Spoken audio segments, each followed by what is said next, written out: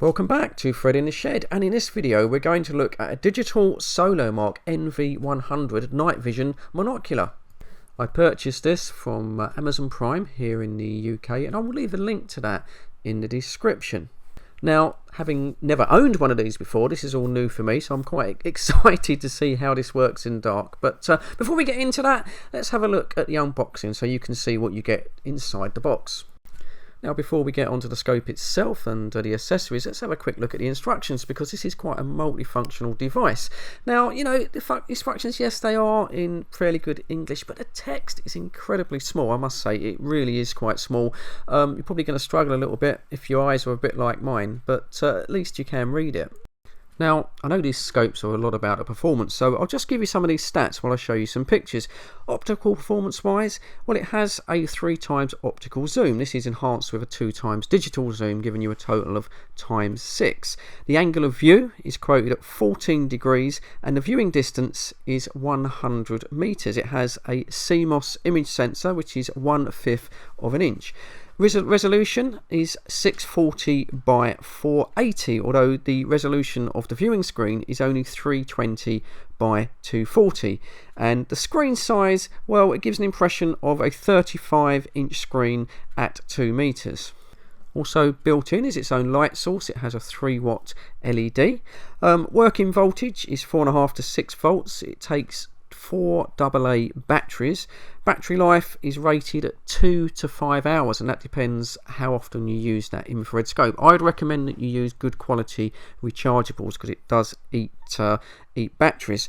Output is by USB. You can also connect this into your TV with an AV socket, and that works on NTSC and also PAL. Also, the scope has the option to save video and still images to a TF card. Now, the advert said it was supplied with a 2 gig card, but quite fortunately mine came with an 8 gig. And because the video resolution is pretty low, this should give you hours of storage time. Right, now we've got that out of the way, let's get back to what's in the box. Well, they supply a little mini lead here, little USB mini lead, so you can connect this to your computer to download images and video. You could always take the TF card out and use an adapter. There's also an AV lead. This will connect into the video input socket of your television if you want to sort of view your images and video on your TV. Next up is a neck strap for the scope itself. It comes with quite convenient little sort of pinch click together connectors, which is sort of quite handy. And we've got a case itself. It's a little bit sort of cheap and cheerful, and there's no strap for this case, so you're just going to have to sort of carry it around, or you're going to have to find your own. Right, moving on, we'll get the scope itself.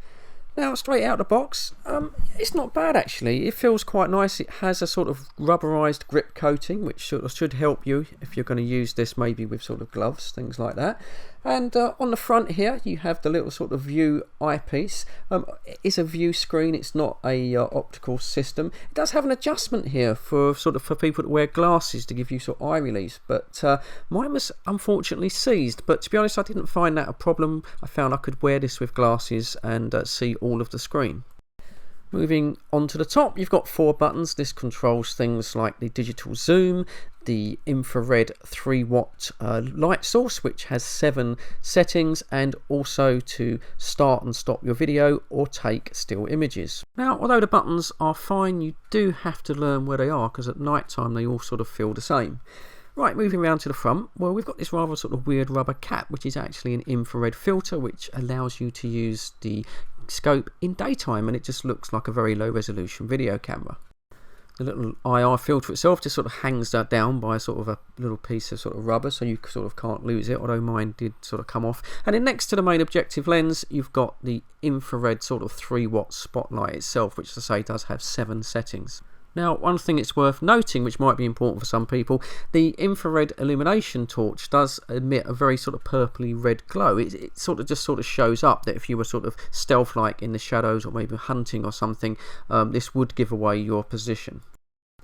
So, you know, out of the box, well, this is a budget device, but it feels pretty good in the hand with this sort of rubberized sort of coating. I mean, you can spend a lot more money than this, and I'll be very interested to see how it does perform. A couple of things did disappoint me.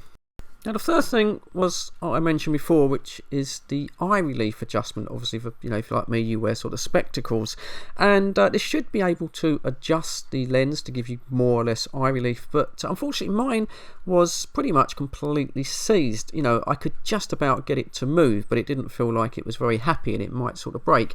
And I think this is a quality sort of issue that should have been sort of picked up before the item was packed and dispatched. Now, the second thing, well, this isn't really a fault, it's just the way the item has been designed, and that concerns the focus wheel, because the focus wheel is set right below the objective lens, and it's on the bottom of the device, and it's almost sort of recessed, so when you use the device, you sort of have to kind of slide your hand forward and use it with your thumb, and it's not really sort of a natural way to do it, and it's a little bit tricky when you try to do this at night. It would have been better if they'd put it on the top, like you get with a pair of binoculars, for example. And if they'd have done that, it would have sort of felt a whole lot sort of more natural. I understand that would have involved sort of more engineering into the device, but where they've sort of put it, to me, it just sort of didn't work, and it made it quite sort of difficult to focus whilst using it at night. As soon as it was dark, I was keen to get out in the garden and take some video and pictures, and I must admit I was really impressed by this. Not having one of these before, it really does allow you to see in the dark. But when I viewed these back on the computer, I noticed there was a weird sort of shadow that was all around the inside of the image, so I took some pictures against a white background and noticed the irregularity, which appears to be a hair on the sensor plate, and I couldn't sort of shake it or get it out of the way. So unfortunately, I will be returning this to Amazon for a refund after the review. Maybe it was just the model that I got, but along with this and the stuck kind of eye leaf adjuster, I think the quality sort of does lack, but I'm going to carry on with the review, so just on the basis that I got a little bit unlucky.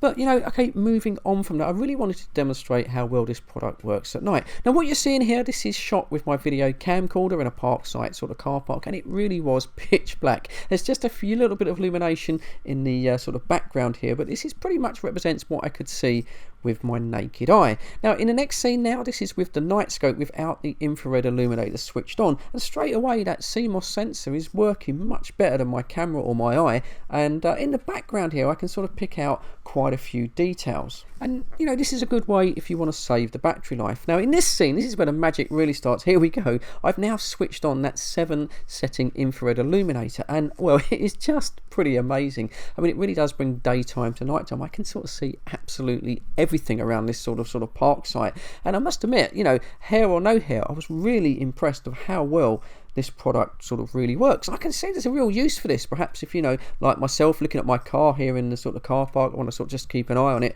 just a quick look with this device, and just to show you again how well this works, I'm going to switch off the IR sort of lamp here, and this is pretty much what I could see, nothing at all. And when I switch that back on again, everything becomes sort of in view. I mean, I really am quite impressed. So yeah, okay, maybe I got a little bit unlucky, but there's no denying that as a little cheap night scope, this works surprisingly well.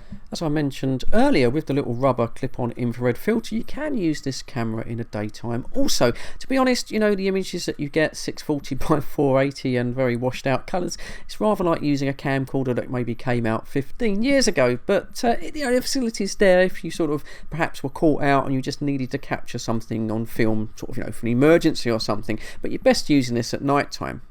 So to bring this review of this digital SOLOMARK scope to a conclusion, well, it's a little bit of a mixed bag. I mean, the scope really does work rather well at night, especially with that 3-watt built-in infrared illuminator. It's just a shame that the production quality, isn't sort of quite there. Not on the model that I had with that frozen sort of eye relief adjuster, and the hair on the sensor, well, that is unforgivable. And that's a real shame, because if it wasn't for that, I would certainly recommend this sort of scope for its security aspects and also the fun element as well, seeing as you can save your video and stills on the little built-in 8GB TF card. But if you're interested in buying this, I will leave a link to this to Amazon UK in the description. But as for now, I've just to say, as always, thanks very much for your view time. Subscribe to Fred in the Shed, because I'm going to be doing more gadget videos in the future. And as always, stay safe, and I'll catch you all on the next one.